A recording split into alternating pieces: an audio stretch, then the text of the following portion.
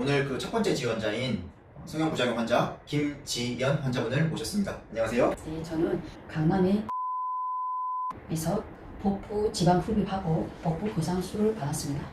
지방 흡입 후에 좀 긴 흉터에 배 쪽에 긴 흉터 그리고 좀 딱딱한 이런 현상들이 없어지지 않아서 네. 제가 인하대학병원에 찾아갔거든요. 인하대학교 대학병원. 예. 네네.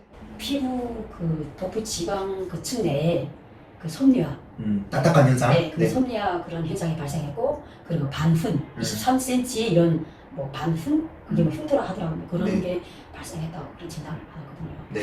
병원에 그런 걸 문의해 보셨더니 병원에서는 뭐라고 대답하시던가요? 뭐 저 수술해줬던 원장님은 뭐 태어나기도 아무렇지 않아 하시더라고요. 정말 사람마다 다 개인차다. 뭐 그렇게만 하시고 뭐 곧 나아질 거다. 네. 그럼 뭐 계속 뭐 내원에도 뭐 메디폼 그런 걸로 뭐 붙여주고 뭐 이렇게 하니까 저는 뭐 아무렇지 않고 곧 나아질 거다 이렇게 생각하면서 하루를 버텼죠. 수술하기 전에 이 수술은 어떤 수술입니다. 어떤 부작용들이 발생할 수 있습니다. 이런 설명을 해야 되는 의무가 있거든요. 의료법상. 그런 설명 상세하게 들으셨나요? 네, 예뻐질 거다. 다 전문 병원이고 원장이 경력도 많고 엄청 전문가시다. 예. 그리고 뭐 또 유명하시다. 뭐 이렇게까지 얘기하니까 그래서 진짜 뭐 믿고 진짜 전문 병원만 잘해주겠지. 그런데 뭐 이런 또 섬유화 뭐 이런 거에 대한 뭐 부작용 이런 거는 뭐 일체 얘기를 못 들었죠. 만약에 섬유화 이렇게 발생이 됐다면 제가 바로 뛰쳐나왔겠죠. 수술했었겠어요? 네, 맞습니다. 앞으로 병원과 제가 연락을 해가지고 환자분 문제를 해결하기 위해서 많은 노력을 할 예정입니다. 이번에는 쌍꺼풀 수술, 재수술 환자분을 모셔서 그 부작용에 대해서 좀 이야기해보는 시간을 갖도록 하겠습니다. 두 번째 지원자인 엄선영님을 모시도록 하겠습니다. 안녕하세요. 네. 안녕하세요. 저는 엄선영이라고 합니다. 저는 강남의 성형외과에서 쌍꺼풀 재수술을 3회에 걸쳐서 받았고 그 이후 부작용으로 인해서 병원 앞에서 1인 시위까지 하게 됐습니다.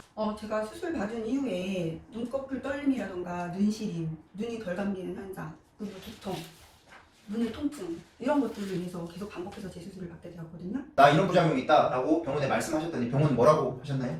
그냥 기다려라, 나아질 거다, 차츰차츰 좋아진다, 그런 말씀만 하셨어요. 제가 원장님 믿고 계속 3번씩이나 수술했는데 전혀 말씀과 다르게 나아지는 건 아무것도 없었습니다. 우리 어떤 문제가 있을 수 있을 거라는 그런 부작용 설명을 의사께서 하셨나요? 아니요, 전혀 그런 설명 없었고 그냥 무조건 수술하면 예뻐질 거다, 원하는 대로 될 거다, 좋아질 거다라고만 말씀하셨고 수술 후에 뭐 어떤 부작용이 생긴다거나 또 다른 어떤 문제가 생긴다라는 것들에 대한 병원 측에 불리한 설명은 저한테 한 번도 하신 적이 없습니다. 네. 전혀 없으세요. 네.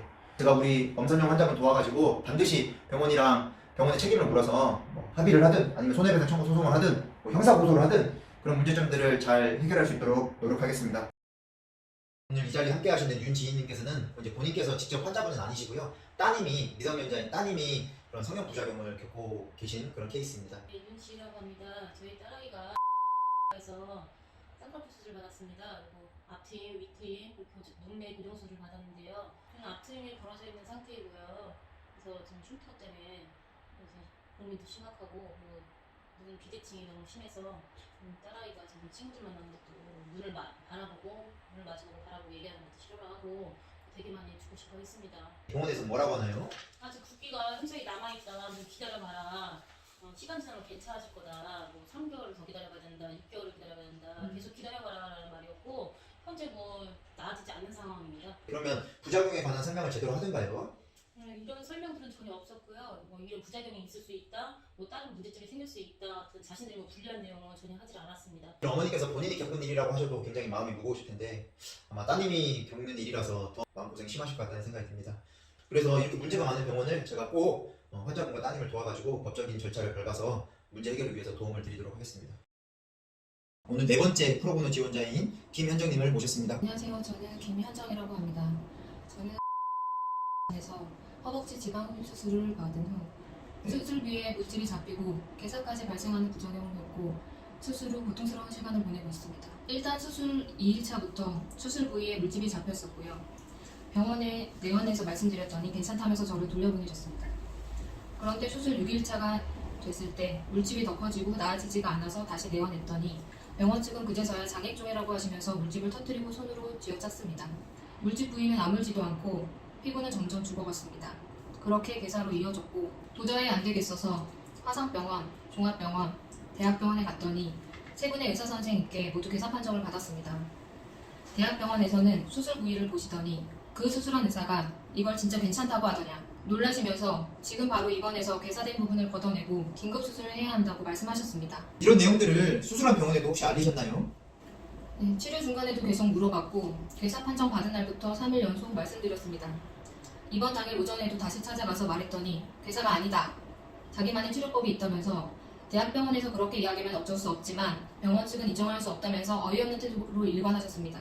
수술 전에는 이런 부작용에 대한 설명을 하던가요? 수술 전 동의서를 쓰기는 했는데 괴사 등의 심각한 부작용에 대해서는 전혀 말씀이 없으셨고 색소 침착은 발생할 수 있다. 최대 부작용이 장애종이다 정도까지만 알려주셨어요. 제가 우리 환자분께서 적절한 피해 보상을 받을 수 있도록 병원과의 합의 내지는 합의가 잘 안 되면 민사소송까지도 제가 전폭적으로 도움을 드려가지고 적절한 피해 보상을 받으실 수 있도록 최선을 다하도록 하겠습니다. 이번에는 5번째 프로보노 활동을 지원해주신 지원자분을 모시게 되었습니다. 안녕하세요. 저는 김예리라고 합니다. 저는 에서 배꼽 성형수술을 받았고 그 후 많은 부작용을 호소하고 있습니다. 어떤 부작용이 발생하셨는지 상세하게 좀 설명해 주실 수 있으실까요? 제가 수술을 하고 보름 후부터 배꼽 수술 부위에서 고름이 흘러내리기 시작을 했고 그래서 다음날 바로 병원에 내원하였습니다. 근데 선생님이 보시고서는 염증이나 부작용이 아니라 낫는 과정이니 마데카솔을 바르라고 하셨고 그리고 사후 조치를 제대로 해주시지 않아서 괴사로 이어졌습니다. 마데카솔 처방 이야기 들으니까 제 귀를 의심하게 됩니다. 수술의 위험성이라든가 또는 부작용이라든가 이런 부분에 대한 설명은 좀 잘 들으셨나요? 저는 부작용에 대한 언급은커녕 오히려 너무 간단한 수술이라 다음날 바로 일상생활이 가능하다는 얘기를 들었고 수술 동의서에 기재된 내용은 그냥 서류상의 기재일 뿐이지 실제로 부작용이 있었던 적도 없고 괴사가 진행됐던 적도 없다고 말씀을 하셨습니다. 그 다음에 부작용 때문에 계속 제가 부작용을 호소를 하시니까 사과는 전혀 없으시고 짜증을 내면서 다른 의사들이 염증이라고 말한 분은 그 의사들이 다 몰라서 그런다. 자기만 배꼽 수술에 대해서 잘 안다고 믿을 필요가 없다고 막 짜증을 내셔서 정말 그때는 정말 당황을 했습니다. 환자분 이야기 말씀 여기까지 이제 잘 들었는데요. 제가 뭐 이런 부작용 문제에 대한 어떤 환자분의 어떤 고통이라든가 또 적절한 보상을 위해서 제가 좀 많이 노력을 하도록 하겠습니다. 피부과 시술로 부작용을 겪고 계시는 환자분을 모셔서 말씀 나눠보도록 하겠습니다. 네, 안녕하세요. 저는 이사라라고 합니다. 저는 그래서 슈링크 유니버스 시술을 받은 후 볼페인, 홍주, 트러블, 통증 등의 부작용으로 고통을 겪고 있습니다. 그러면 환자분 시술 후에 부작용을 겪고 나신 이후에는 병원에서는 어떤 태도로 환자분을 대했나요? 제가 시술을 받을 때부터 소리를 지를 정도로 통증이 굉장히 심했었어요. 네. 속이 메스껍고 어지러울 지경이라 아프다고 하니까 의사 선생님께서 신경이 아픈 건 원래 그런 사무라고 하시더라고요. 그 외에도 볼페인이나 트러블, 홍조 등의 부작용을 겪게 되었습니다. 네. 병원에 얘기를 했더니 슈링크 유니버스를 과다하게 했을 시 생기는 부작용이라고 제 얼굴에 맞는 적정한 횟수가 아닌 과다한 시술로 인한 증상이라고 실수를 인정하길래 얼마나 과다하게 시술한 건지 여쭤보니 제가 상담 시에 약속했던 400샷이 아닌 450샷을 시술했다고 말씀해 주시더라고요.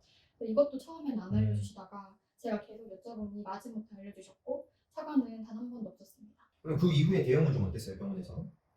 제가 3회차를 한 번에 결제했는데 한 번을 받고 너무 고통스러워서 또 병원에 더 이상 시술이 불가할 것 같다고 남은 회차만이라도 리프 환불을 요청했는데 거절당했습니다. 오히려 위약금이랑 계약 기간 그리고 SNS에 올리지 않겠다는 서약서 작성을 강요했습니다.